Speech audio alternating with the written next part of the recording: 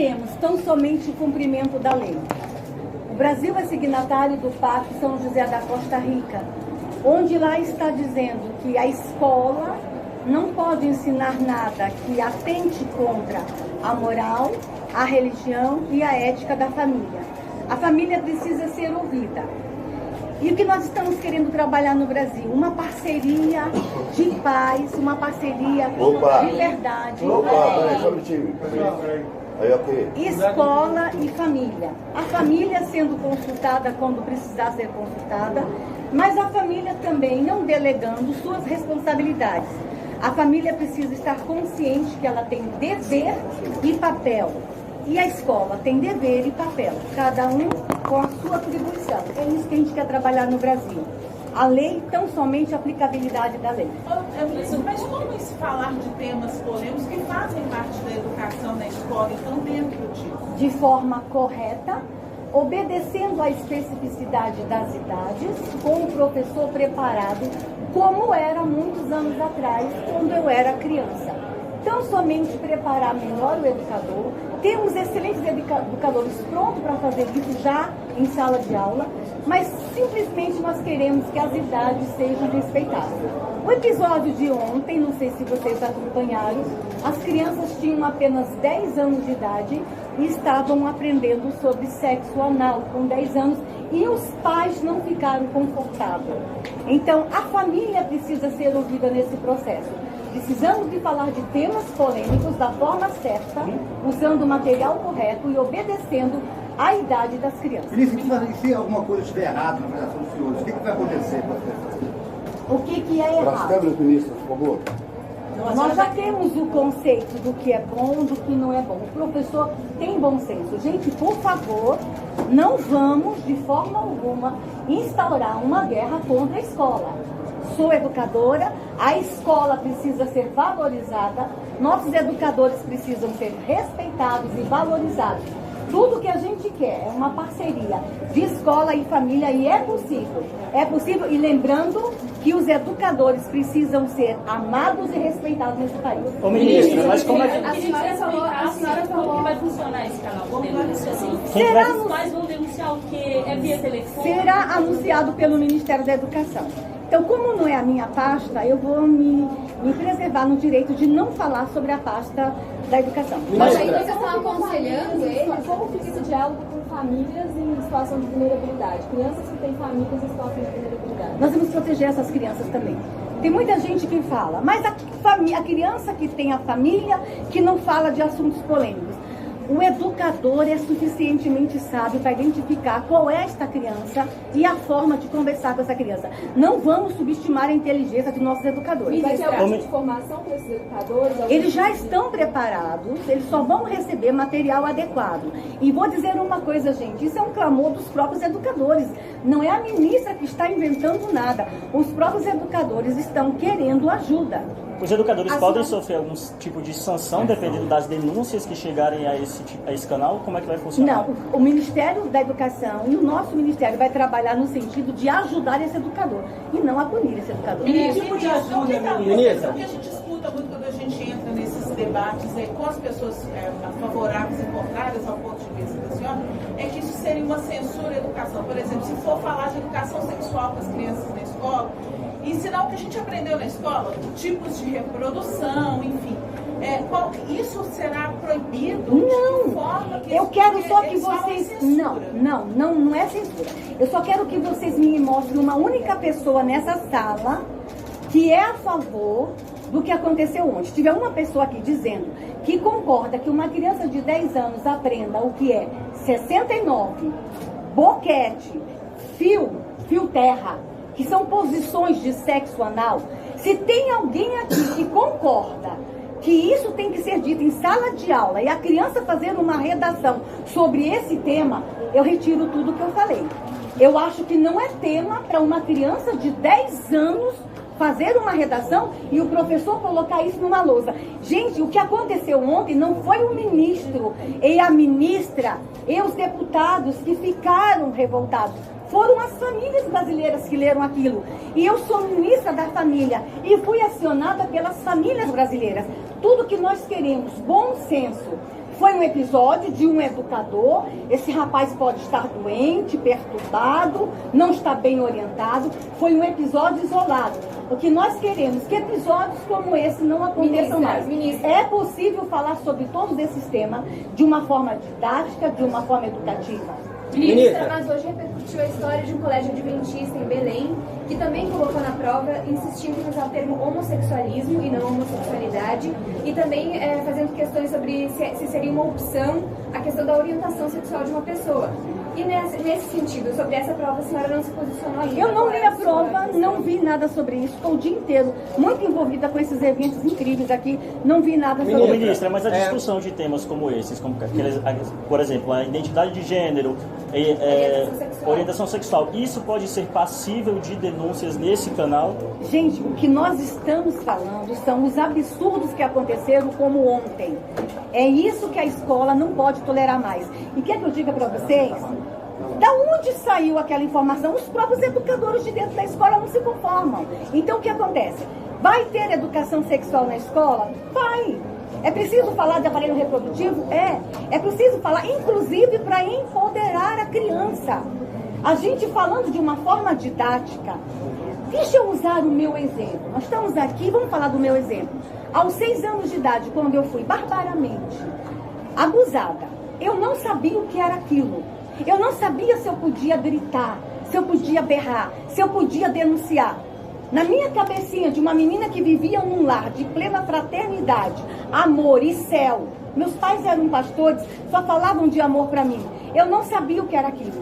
Se eu tivesse sido orientada antes, se alguém tocar aí, grite muito, eu teria sido empoderada para me proteger.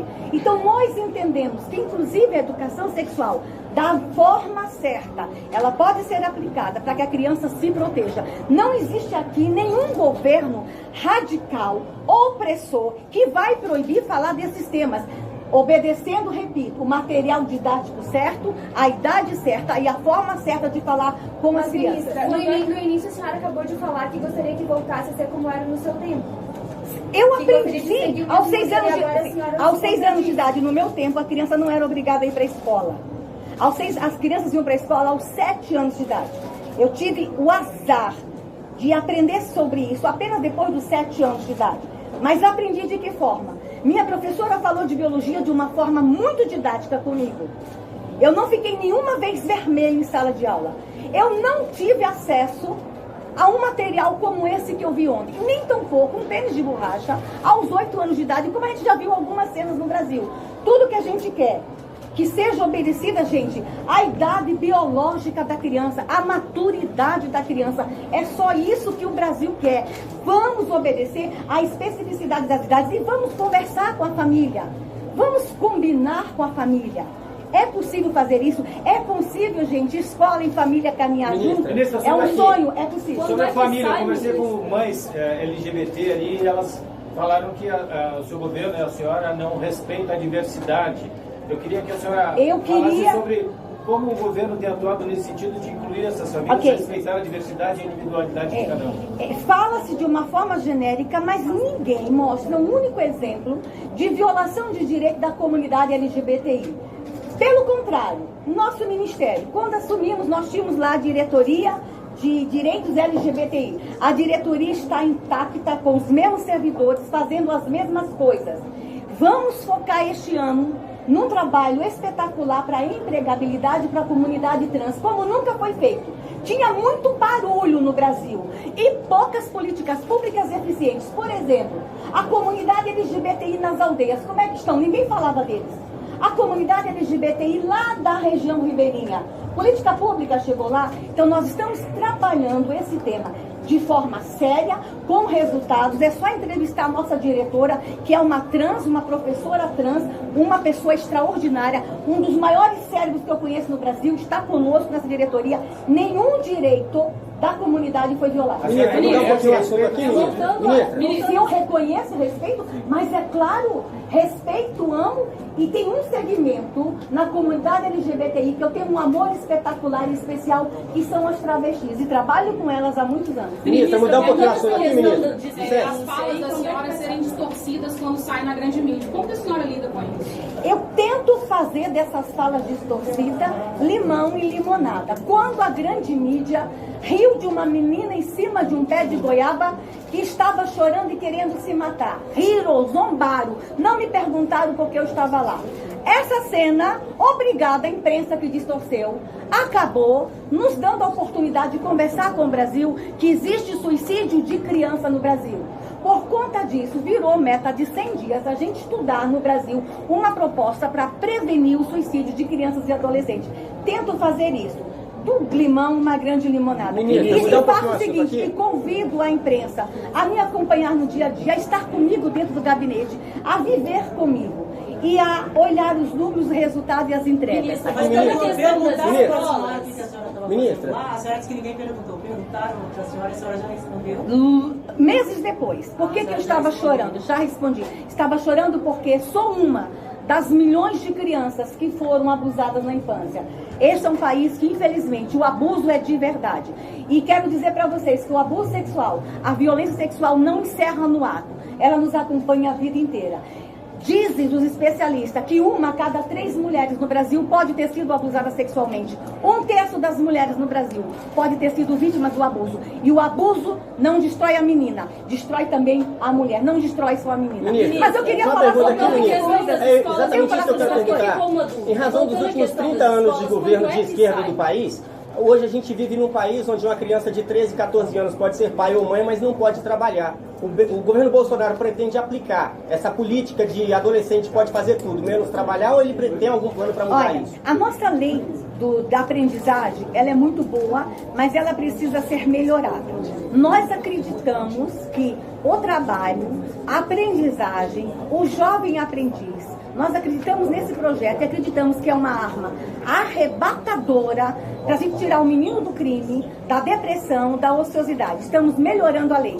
Foi lançado agora com o Ministério da Economia um programa que nós vamos aumentar em número absurdo o número de jovens empregados no Brasil no primeiro emprego. Esse projeto do Jovem Aprendiz não chega nas pequenas cidades, ministra. Denúncia das escolas, quando é que vai sair, quando é que vai ser anunciado e qual a atribuição? O ministro da Educação vai estar informando. Mas eu gostaria de falar... Pessoal, vai virar audiência pública, ela tem outros compromissos. O Ministério apoia o projeto Escola Sem Partido? Sim.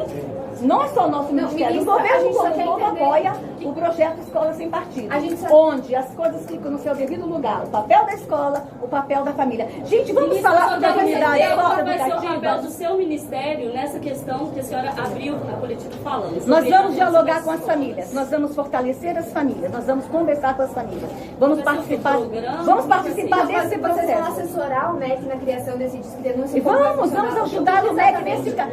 Nós estamos ainda construindo isso. Nos dá um tempo pra gente anunciar. Deve anunciar quando? Esse ano ainda? Esse ano ainda. Mas, gente, vocês não querem saber dos meninos das unidades socioeducativas? Vocês não querem saber dos meninos que estão em conflito com a lei? Das mulheres que estão sendo vítimas de violência, o que estamos fazendo? Encerrou? Feminicídios. Ok. Casa da Mulher Brasileira, que foi inaugurada em São Paulo. Nós temos como meta trazer a Casa da Mulher Brasileira para a capital. Mas hoje nós estamos apresentando um outro formato. Aquela casa que a gente inaugurou em São Paulo e que temos em Mato Grosso do Sul, temos no Paraná, ela é imensa.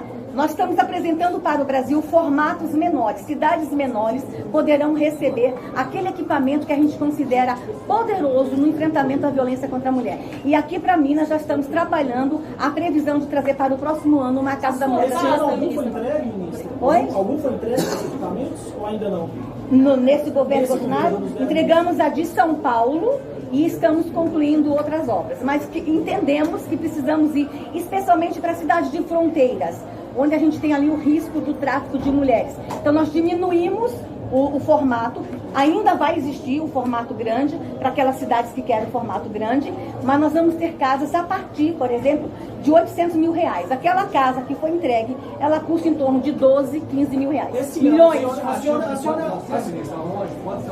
Olha, como o nosso ministério não tem orçamento próprio, nós trabalhamos com emendas parlamentares, Nós estamos conversando com os parlamentares de Minas para indicar a emenda e a cidade que eles desejam, querem e sentem que é a maior necessidade da Casa da Mulher Brasileira. É a parceria do federal com o governo, a bancada federal do nosso governo. Ministra, só sobre essa questão orçamentária, né? Em comparação com os outros anos, a pasta de direitos humanos teve um menor orçamento dos últimos anos. Tem alguma conversa no governo para tentar mudar isso para os próximos anos? Olha, conseguir ter dinheiro para fazer essas casas? Na verdade, veja só, o orçamento do Ministério é 200 milhões, o orçamento dele se manter. Mas a gente tem as emendas parlamentares, que é outro valor.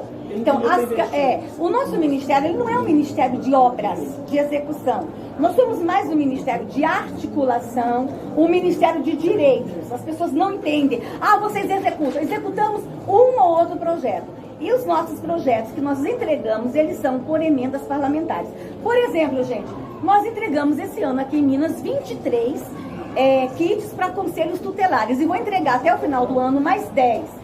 Só que eu tenho muitos conselhos tutelares em Minas precisando ser equipados com carros, computadores.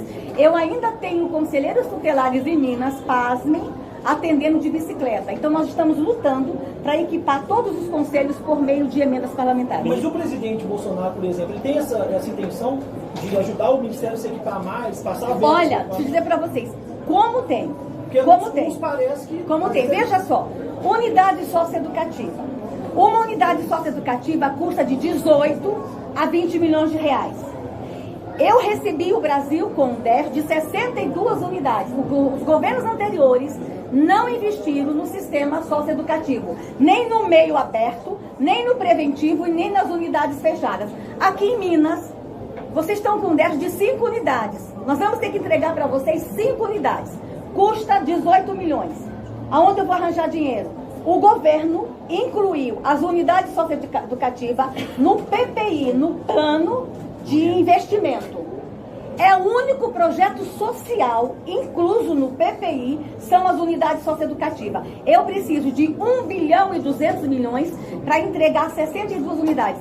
Nós temos mais de 5 mil meninos em conflitos com a lei que precisam ir para a unidade fechada.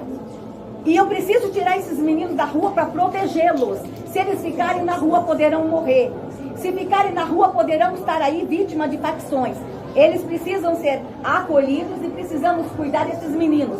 5 mil na rua. Eu tenho meninos com 3 homicídios na rua. Ele precisa ir para uma unidade. Ele precisa ter o direito de ser recuperado. E também de tirá-los do crime.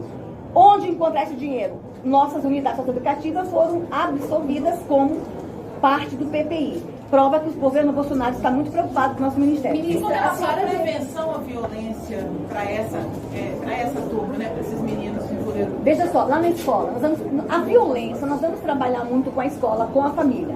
Por exemplo, gente, vai ser anunciado nos próximos dias. Ai, eu não podia falar. Agora entrega. Nós vamos anunciar no próximo dia, o governo vai anunciar, educação, creche para todos. O objetivo é em 2 anos, uau, prepare-se, nenhuma criança fora da creche. E nós vamos conseguir isso e vocês vão ver que forma extraordinária nós conseguimos solucionar esse problema. Deixa o meu colega anunciar. Crianças na creche, creches melhores, creches bem equipadas, o pessoal cuidando. Que idade creche? De 0 a 4 anos a creche. Essa é com algum ministério? A educação vai anunciar, prepare-se. Nenhuma criança ficará fora da creche. Ministra, gente, só para entender. Nenhuma criança ficará para trás neste governo. Ministra, esse canal de denúncias que vai Você está muito preocupado ele vai canal de denúncias. Você não está preocupado com os vovozinhos, não. Ele vai ser as mulheres, os índiozinhos. Não, com todos, claro, ministro. Eu só queria entender, ele vai fazer parte desse pacto, maior pacto pela infância, que a senhora até anunciou no seu Twitter na semana passada. O Pacto pela Infância. Prepare-se, vocês receberão em logo o anúncio do maior pacto pela infância do Brasil. Ouso dizer, do mundo. Do mundo. Esse canal não estava previsto, mas eu vou sugerir que ele entre também como pacto, que vai proteger crianças. Ministra, uma questão aqui de Minas Gerais, o Memorial da Anistia. A Procuradoria pediu para que vocês explicassem quais os planos, do que fazer com o projeto, para que ele não, a recomendação é que o memorial não seja abandonado. O que vocês têm desde agosto? Olha, eu falo com tanta tristeza. vocês, Minas, foram lesados. Vocês iam receber um excelente patrimônio, que era o Memorial da Anistia, mas há fortes provas de desvio de verba. Não tenho dinheiro para encerrá-lo. Nós estamos estudando junto com a AGU, TCU, com todos os órgãos de controle da União, para saber o que nós vamos fazer com este prédio. Não vai ficar abandonado, ele vai ter um destino. Só que o nosso ministério não tem dinheiro para fazer. E com o projeto do memorial em si, ele pode ser feito em outro lugar, em outro formato. Nós vamos entregar o memorial em outro lugar, em outro formato, que caiba no nosso orçamento. Que caiba. Ok?